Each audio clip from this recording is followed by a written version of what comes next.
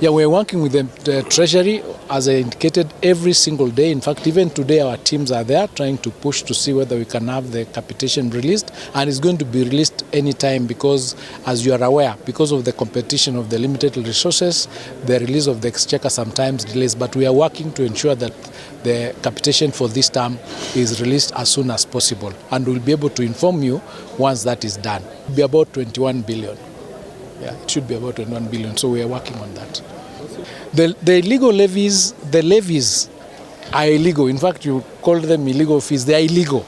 The ministry does not allow anybody to charge any levies that are not stipulated in our policies.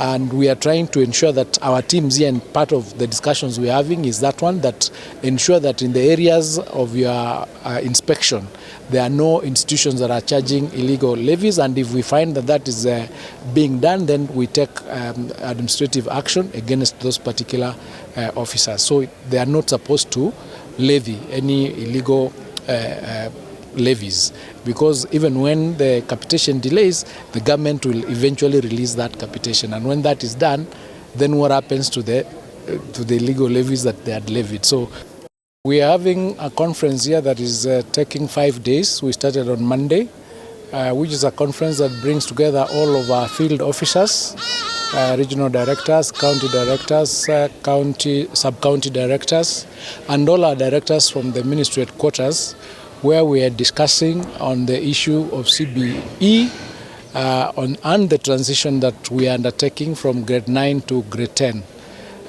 This is to bring together the stakeholders in order for us to have a conversation on where we've come from, where we are, the challenges we are facing. We learn from other people's experiences, and we agree on how we're going to proceed with the transition so that all of us are on one page on the steps that we are taking in the transition to grade 10 on the CBE, the competency-based education, to ensure that we are able to bring everybody up to speed, including the issues relating to selection of schools, the assessment of grade 9, ensuring that we'll have enough books for grade 10. All the teams are here to work on all those things so that we are prepared and ready for next year, just like we did when we were moving from grade 8 to grade 9. Yes, the education sector is taking the lion's share of the budget, and so it is imperative that the people who are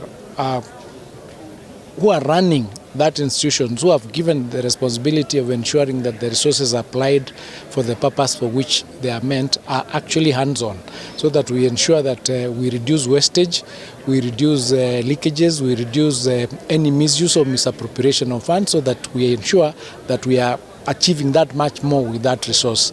As you are, sometimes what happens is a bit of unrest, and we are encouraging our regional directors, our county directors, our sub-county directors to work with the BOMs of the institutions from where they are coming from and their teachers to ensure that there is a conversation that takes place where there are issues with the students, so they resolve those challenges before they reach the level where they want to strike or they want to ban a classroom or a dorm for them to be had.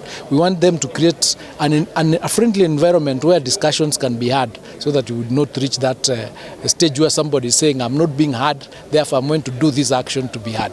That's what we are trying to avoid, even in managing our strikes in the country. We are saying, let's have discussions before they reach a level where you're saying, I have to strike for government to listen to me. We are listening to them before, so that we get a solution before that time reaches. Honorable Minister, the presentation which was here before you just walked in was on transition. To me, this year, the single most important issue which I wanted these officers to own is the issue of transition, how we are going to transit our learners from junior school to senior school. The other major issue which the Honourable Minister has been very handy, and I told the team to organize, is on names. There's a very serious data gap. There's a very serious gap on issues data in the ministry, and we are working very hard. We are going to upgrade or engineer names to create chemists, and I know it's within your vision and flagship. The conversation this morning has been that we need to take our positions so that we can be able to contribute positively to our country.